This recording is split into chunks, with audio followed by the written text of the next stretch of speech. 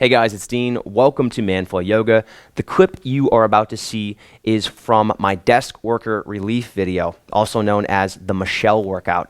So I call this workout Michelle because I work with a woman once per week who has severe back pain, usually on a daily basis, because she sits at a desk most of the day.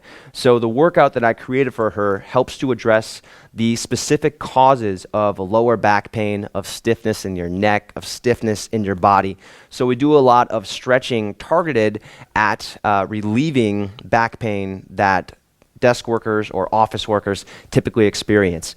It's an extremely effective workout, helps you feel 100 times better at the end of it than when you started, and I'm sharing it with you in the hope that you can also feel better as a result of doing this workout.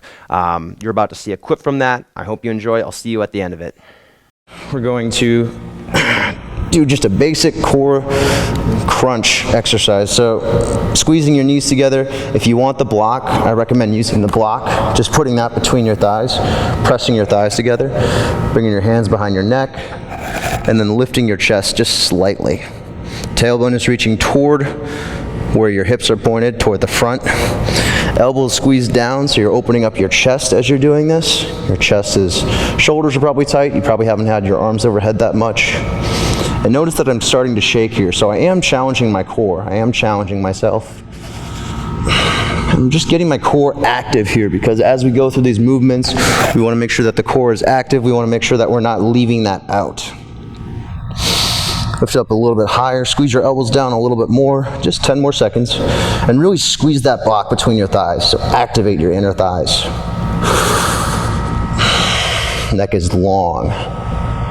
All right, go ahead and release down, and then from here, we're gonna go from side to side. So keep the block there, make sure everything is kind of out of the way here, and we're just going to do some reclined twists. So legs moving over to the right, and then coming back to center, inhaling to the left, and then back to center, to the right, and then back to center, to the left, and back to center. And then we're going to hold this over here, so bring it all the way over to the right. Maybe bring your knee to the ground, bring your right hand to your left knee, reach toward the left with your left arm, and look over toward the left. And we're just going to hang out in this reclined twist just to work into your spine. So stretching, creating some space in your lower back, and also just getting in a twist, because you're probably not twisting that much when you're standing. Breathing in and out of your nose. This is very much restorative so far. So just, again, countering that pain you might be feeling from sitting down during the day, or if you had a really difficult workout and your back hurts or something along those lines. This is also great for that. And then switching sides, so bringing your legs all the way over to the left now. Left hand to your right knee, reach your right arm toward the right, look over toward the right. Make sure your ankles stay below your knees, so I'm not having my heels come in toward my butt, but I'm keeping my legs out. And then looking over toward the right. And I'm trying to keep my right shoulder down here. So if your right shoulder's coming up in the air like this, maybe bring your knees up a little bit higher. Just breathing in and out of the nose. Opening up through your lower back. Last breath here. And then bring it back to center. Go ahead and take your block out, put that back, and then from here we're moving into happy baby. So I'm gonna go legs up in the air, grab the outsides of your feet. All right, so my elbows come inside my knee, and then I'm grabbing the outside of the foot, and then I'm gonna bring the legs out wide, try to keep my lower back flat on the ground. And if this feels too difficult, what I want you to do is use a strap and wind that around your feet, around both feet. So you're kind of pushing your feet into a strap, like you're pushing your feet into the ground as you would do a squat. And then just kind of roll from side to side here, like this. And your goal here is to keep the lower back flat on the ground. So this is going to be a very nice lower back stretch, a nice groin stretch. And if the strap is long enough, you can start to push into the strap. And try to keep your shoulder blades retracted here. So my shoulders are pulling down toward the ground. Shoulder blades, the back of my shoulders squeezing toward one another. I'm just moving kind of slowly from side to side here to work into the lower back. And again, if you're not feeling much out of that, grab the outer feet, outsides of your feet, reach the tailbone down and move back and forth here in this happy baby stretch. You can also push your hands into your feet to help open up the thighs a little bit more. And just kind of rolling from side to side. So this is just a really nice pose to help tighten your core, help with core engagement, help to stretch your back and stretching the thighs. All right, we're gonna move out of this. Come back into a tabletop position.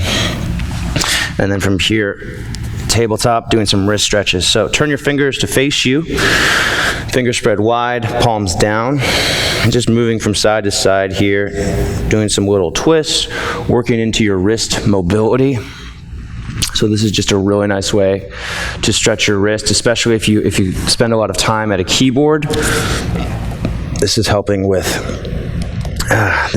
just getting your wrist moving, and this is going to help with reducing wrist pain as well. Remember, we build strength on top of mobility. So if mobility does not exist, we can't build strength.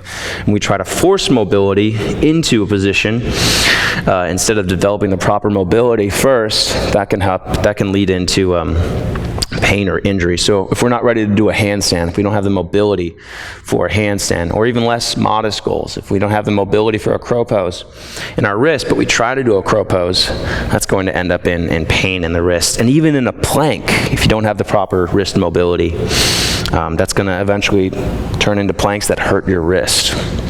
All right, and then we're going to flip the hands over for a different stretch.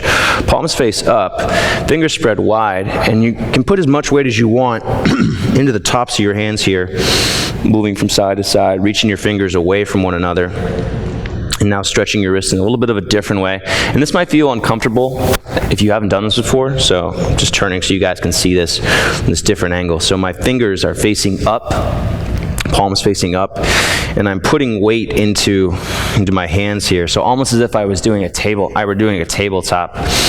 Now, the more that my knees go back, the more weight is going to go into my hands. So as I get better at this, as my wrist gets stronger, I can treat this just like a plank. Maybe I can even build up to doing push-ups or a plank like this, which is really hard, by the way. I would not recommend jumping straight into that, but you get the idea.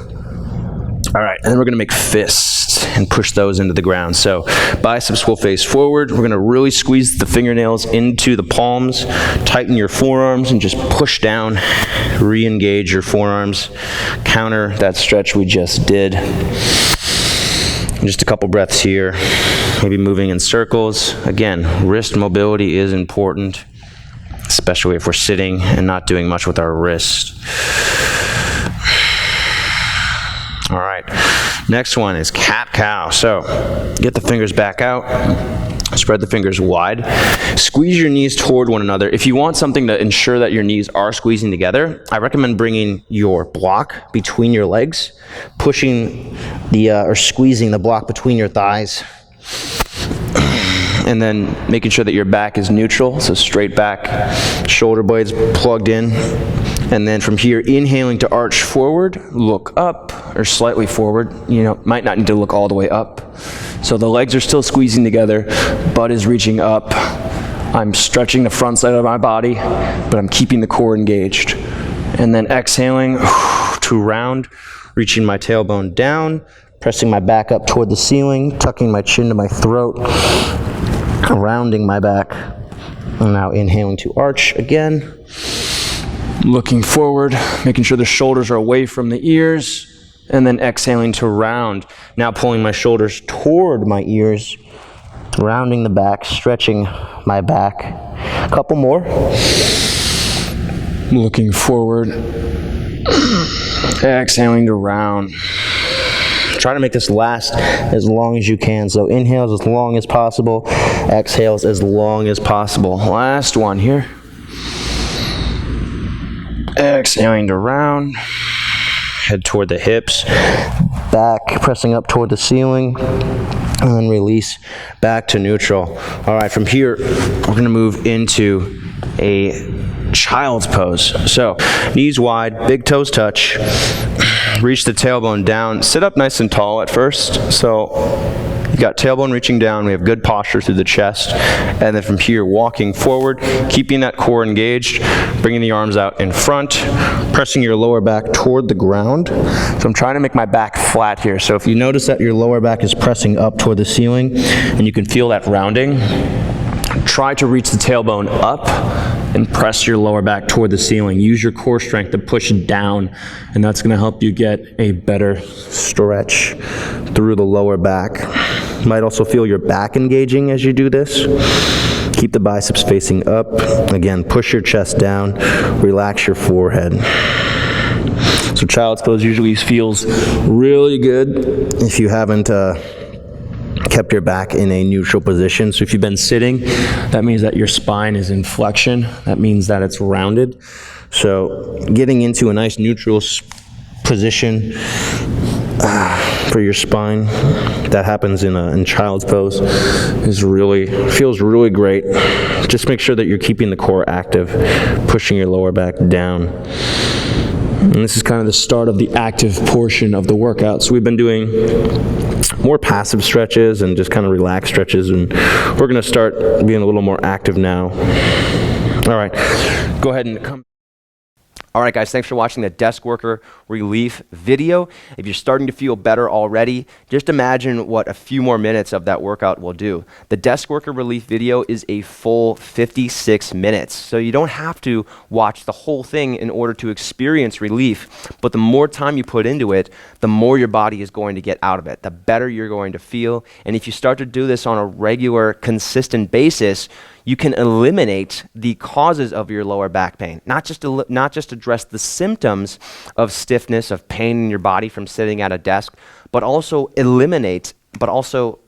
address permanently the causes of that pain. So to get relief from the symptoms and also address the root causes of your lower back pain, check out that full workout, and you do that by becoming a member of the ManFlow Yoga members area. You can sign up for a 7-day trial to try it out and see everything that we provide: workouts, workout programs, diet, nutrition, and the ManFlow Yoga community. And you can learn about that at manflowyoga.com/7-days. Get a 7-day trial now, unlimited access to all of that. Thanks for watching. I hope to see you on the next video. Make sure you're subscribed on YouTube. Make sure to like this on Facebook. We'll be putting out new content every week to help you improve your fitness, to help you get better, to help you feel better, and to help you look better. So thanks for watching, and I'll see you on the next video.